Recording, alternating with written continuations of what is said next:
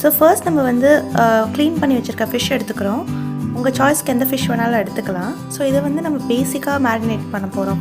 கொஞ்சம் உப்பு, அப்புறம் லெமன், அப்புறம் கொஞ்சம் பெப்பர் இது போட்டுட்டு நல்லா மிக்ஸ் பண்ணிவிட்டு நம்ம இந்த மீனை வந்து ரெஃப்ரிஜிரேட்டரில் வைக்க போகிறோம். கொஞ்ச நேரத்துக்கு ஒரு ஹாஃப் அன் ஹவருக்கு வச்சிடலாம். ஸோ தட் இதுதான் பேசிக் இன்க்ரீடியன்ட்ஸ். இதெல்லாம் நல்லா ஊறினாலே மீனுக்கு நல்லா டேஸ்ட் இருக்கும். இப்போ இன்னொரு பவுலில் நம்ம கொஞ்சம் மஞ்சள் தூள், மிளகாய் தூள், இது வந்து காஷ்மீரி சில்லி பவுடர், நம்ம அடுத்து போடுறது வந்து பிளெயின் சில்லி பவுடர். இதுதான் வந்து நம்மளுக்கு காரம் கொடுக்கும். முன்னாடி போட்டது வந்து நம்மளுக்கு கலர் மட்டும்தான் கொடுக்கும். அடுத்து நம்ம ஜீரகத்தூள் போடுறோம் அண்ட் கரம் மசாலா பவுடர் சேர்த்துட்டு தேவையான அளவுக்கு நம்ம கொரியாண்டர் பவுடர், அதாவது மல்லித்தூள் சேர்க்குறோம். இது வந்து கிட்டத்தட்ட நம்ம ஒரு 1.5 டீஸ்பூன்லேருந்து 2 டீஸ்பூன் வரைக்கும் மல்லித்தூள் சேர்க்கலாம். அண்ட் கார்ன்ஃப்ளவர் மாவு வந்து நம்ம மசாலா பைண்டிங் பண்ணுறதுக்கு ரொம்பவே ஒரு முக்கியமான ஒரு இன்க்ரீடியன்ட். ஸோ கார்ன்ஃப்ளவர் மாவு அண்ட் தேவையான அளவுக்கு உப்பு சேர்த்துக்கோங்க. இது வந்து இஞ்சி பூண்டு விழுது ஒரு 2 டீஸ்பூன், அப்புறம் பெப்பர், ஆல்ரெடி நம்ம பெப்பர் போட்டு ஃபிஷ் மேரினேட் பண்ணி வச்சுருக்கோம். ஸோ அதுக்கேற்ற மாதிரி இதில் கொஞ்சம் கம்மியாக பெப்பர் போட்டுக்கோங்க. And 1 teaspoon soya sauce. So அடுத்து நம்ம வந்து கொஞ்சம் லைம் ஜூஸ் போட போகிறோம். எப்பயுமே ஃபிஷ் கூட இந்த வினிகர் லைமில் வந்து நல்ல ஒரு காம்பினேஷன். ஸோ இது வந்து கசூரி மேத்தி, லைட்டாக நம்ம இண்டோ சைனீஸ் ஸ்டைலில் பண்ணுறதுனால கசூரி மேத்தி ஆட் பண்ணுறோம். அதுக்கப்புறம் நறுக்கின கொத்தமல்லி. ஸோ இப்போ இதை நம்ம நல்லா மிக்ஸ் பண்ணிக்க போகிறோம். அண்ட் இது கூடவே வந்து ஒரு டீஸ்பூன் ஆலிவ் ஆயில் ஆட் பண்ணிக்கோங்க.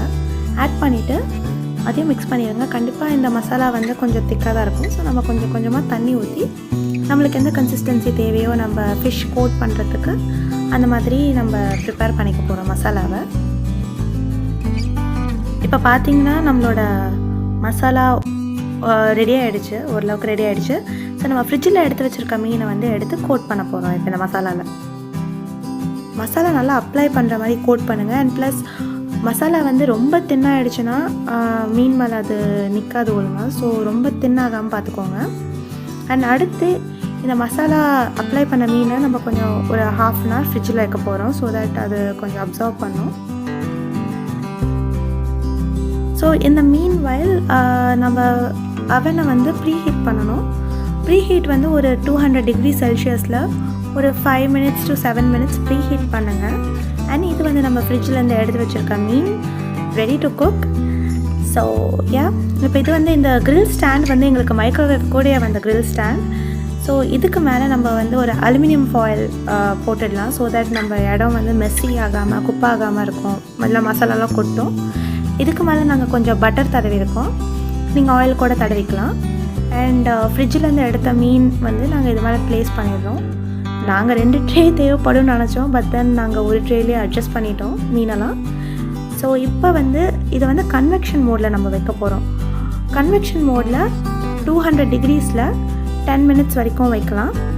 அண்ட் நீங்கள் வந்து இது வந்து கொஞ்சம் பெரிய பெரிய பீஸ் மீன், அதனால நாங்கள் 10 minutes வைக்கிறோம். ஸோ நீங்கள் வந்து கம்மியாக கூட வைக்கலாம், ஒரு 6 to 7 minutes கூட வச்சுக்கலாம். நீங்கள் எடுத்து பாருங்கள், உங்களுக்கே தெரியும். ஸோ இப்போ இதை வந்து நம்ம வெளில எடுத்துகிட்டு திருப்பி போட போகிறோம். திருப்பி போட்டுட்டு திரும்ப கன்வெக்ஷன் மோடில் வைக்க போகிறோம். அண்ட் இந்த மீன் டைம் நீங்கள் மீன் மேலே வந்து ஏதாச்சும் எண்ணெய் இல்லை பட்டர் போடனா கூட போட்டுடலாம். போட்டுட்டு நம்ம திரும்ப உள்ளே வச்சிடலாம். கன்வெக்ஷனை பொறுத்த வரைக்கும் மெயினாக அது வந்து வேகிறதுக்கு தான். So convection is more important. So திரும்ப 200 டிகிரிஸில் 10 minutes வைக்கிறோம். இப்போ பார்த்தீங்கன்னா நம்ம ஃபிஷ் வந்து மோஸ்ட்லி குக் ஆகிருக்கும். ஃபிஷ் வந்து ஈஸிலி குக் ஆகிடும். ஸோ நீங்கள் இந்த 10 minutes முழுசாக கூட வைக்கணும்னு இல்லை, நடுவில் செக் பண்ணிக்கோங்க, கம்மியாக கூட வைங்க. அடுத்து நம்ம க்ரில்லில் வைக்க போகிறோம். இப்போ க்ரில்லில் வைக்கிறது வந்து நம்ம 7 minutes வைக்கிறோம் ஆன் ஒன் சைடு. இப்போ நம்ம க்ரில் ஸ்டார்ட் ஆகிடுச்சு.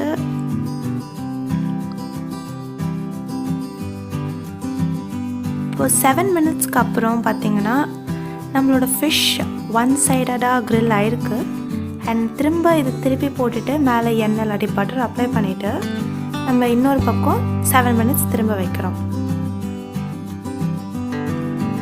க்ரில்லை பொறுத்த வரைக்கும் டிகிரிஸ்லாம் கிடையாது, க்ரில் ஆப்ஷன் மட்டும்தான். ஸோ க்ரில் போட்டு நம்ம 1 2 3 4 5 6 7 7 மினிட்ஸ் வச்சாச்சு. ஸோ 7 மினிட்ஸில் நம்ம ஃபிஷ் குக் ஆகிடும், க்ரில் ஆகிடும்.